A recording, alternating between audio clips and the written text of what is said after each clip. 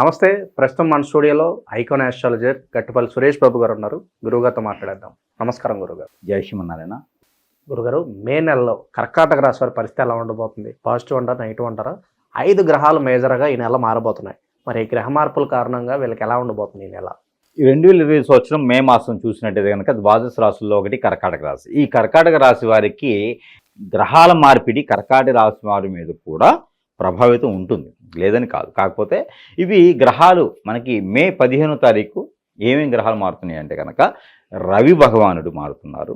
అలానే బుధ భగవానుడు ఒక 2 రోజులు తర్వాత మారుతారు. అదాని 15వ తారీఖు ముఖ్యంగా గురువు, రాహువు, కేతువు, రవి 4 గ్రహాలు మారుతున్నాయి. ఇక చంద్రుడైతే ప్రతి 3 రోజులకు ఒకసారి మారుతూనే ఉంటారు. ఇకపోతే బుధ భగవానుడు అయితే 17వ తారీఖు ఇట్లాగా మారేదానికి అయితే అవకాశం ఉంది. తర్వాత శుక్రుడు కూడా మనకి చివరిలో శుక్రుడు కూడా మారడం అనేది జరుగుతూ ఉంది. ఇవన్నీ కూడా గ్రహ మార్పిడి చూసినట్టయితే కనుక కర్కాటక రాశి వారికి కొంతమేర మిశ్రమ ఫలితాలని చెప్పొచ్చు. ఆ శని భగవాన్ యొక్క అశుభ దృష్టి కూడా కర్కాటక రాశి మీద కొంచెం అయితే కనిపిస్తుంది. ఒక పని ఒకసారి కాకుండా 1-2 సార్లు చేస్తే మాత్రమే ఖచ్చితంగా అయ్యేదానికైతే కనపడుతుంది. ఇకపోతే కర్కాటక రాశి వారికి ఏదైనా వ్యాపార నిమిత్తంగా మొదలు పెట్టాలనుకుంటే కనుక ఈ యొక్క ఏదైతే మే మాసం ఉందో ఈ మే మాసంలో 10వ తారీఖు తర్వాత కనుక వీరు ఏదైనా మొదలు పెట్టాలనుకుంటే ఖచ్చితంగా మొదలు పెట్టవచ్చు. వీరికి అదృష్ట శాస్త్ర పార్ట్నర్షిప్ వ్యాపారాలు కూడా బాగుంటాయి.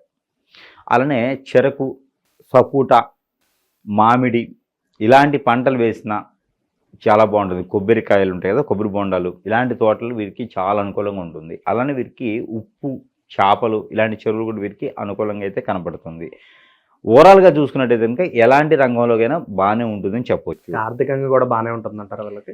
వీరికి ఆర్థిక స్థితిగతులు అంటే కనుక అప్పులు ఇస్తే రావు. ఆర్థిక స్థితిగతులు వీరు అప్పుల కోసం ఆశపడి చిట్టీలు, అప్పులు ఇలాంటివి లేకుండా ఉంటే బాగుంటుందని చెప్పొచ్చు. అలానే వీరికి ఈ గ్రహరీత్యా ఏదైనా దోషాలు ఉన్నా కూడా మనకి 15వ తారీఖు నుంచి మనకి ఈ సరస్వతి నది పుష్కరాలు అనేది ఆరంభమవుతూ ఉన్నాయి. ఈ కర్కాటక రాశి వారు ముఖ్యంగా ఈ సరస్వతి నది పుష్కరాల్లో పోయినటువంటి కుంభమేళలో పండుగ సందర్భంలో పెద్దలు ఇచ్చేటటువంటి దోషాలు ఏమైనా ఉంటే అవి నివృత్తించలేనటువంటి వారు ఎవరైనా ఉంటే కనుక ఇప్పుడు ఈ పుష్కరాలు కూడా మనకి సరస్వతి పుష్కరాలు 15వ తారీఖు నుంచి మే నెలలో 15వ తారీఖు నుంచి వస్తున్నాయి. కాబట్టి ఇక్కడ స్నానం ఆచరించినట్టయితే ఖచ్చితంగా వీరికి ఆ ఇబ్బందులు తొలగిపోయేసి పెద్దవాళ్ళ ఒక అనుగ్రహం కూడా, పూర్వీక శాపం అన్నీ కూడా పోయి పెద్దవాళ్ళ అనుగ్రహం కూడా వీరి మీద ఉంటుందని చెప్పవచ్చు. అలానే వీరికి సినీ రంగం, రాజకీయ రంగంలో ఉండి ఎప్పుడైనా వారికి తగ్గటువంటి స్థాయిలో పదవులు లేకుంటే అది ప్రయత్నపూర్వకంగా చేయొచ్చు. మనకి ఎట్లా అంటే ఈ 12వ తారీఖు మే మాసంలో బుద్ధ పౌర్ణమి అని కూడా వస్తుంది. ఈ బుద్ధ పౌర్ణానికి వీరు కనీసంలో 9 మందికి భోజనం పెట్టాలి.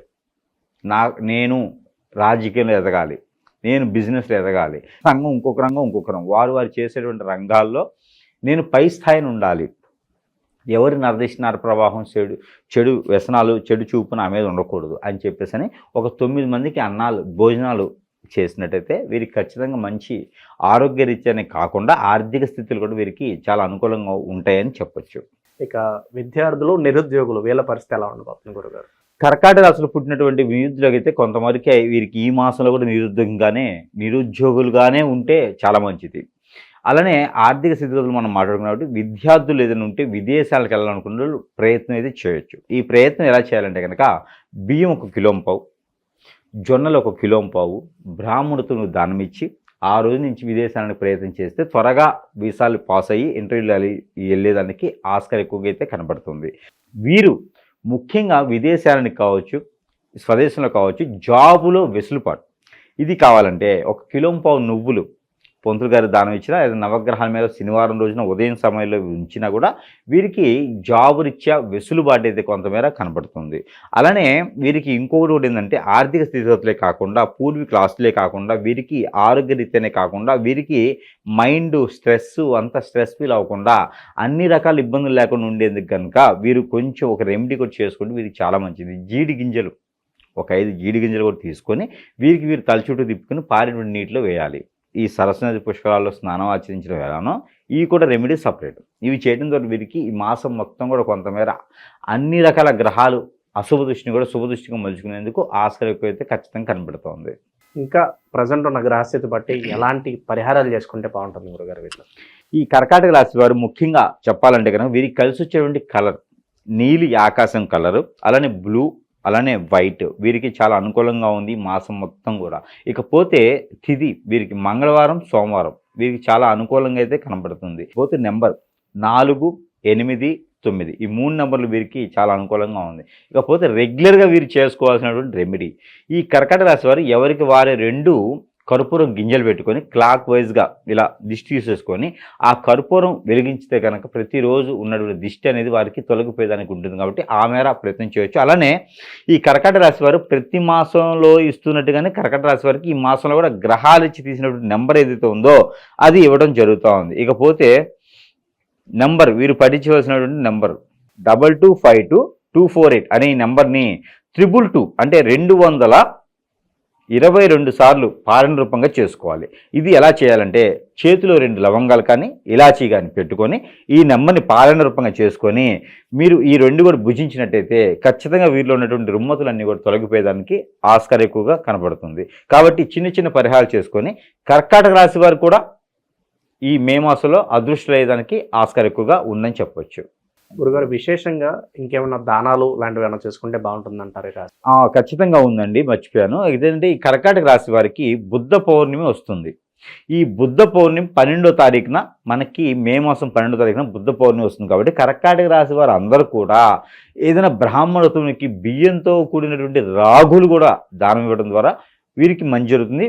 వీరి పెద్దవారికి ఎవరికి ఆరోగ్య సమస్యలు ఉంటే కూడా తీరిపోతాయి. అలానే తవనంపాకులు ఒక 2, పోకలు ఒక్కలు అంటారు, ఒక్క చూర, ఒక్క పొడి, ఇవి కాదు ఒక్కలు అంటారు, ముద్దు ఒక్కలు, అవి ఒక 5 మొక్కలు.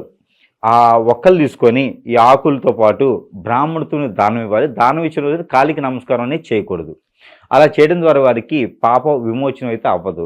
అలా దానం ఇచ్చేసి వదిలేయాలి అంతే. బ్రాహ్మణుడికి కాలికి నమస్కారం అయితే చేయకూడదు. ఈ కర్కాటక రాశి వారు ఈ అన్నీ కూడా బ్రాహ్మణుడితో దానం చేయడం, అక్కడ సమీప దూరంలో బ్రాహ్మణుడు లేకపోతే కనుక ఈ యొక్క నవగ్రహాల మండపం మీద ఉంచినా కూడా వీరికి సరిపోతుంది. ఒక దీపారాధన చేసుకుంటే కనుక వీరికి అన్ని రకాల ఇబ్బందులు తొలగిపోయేదానికి ఉంటుంది.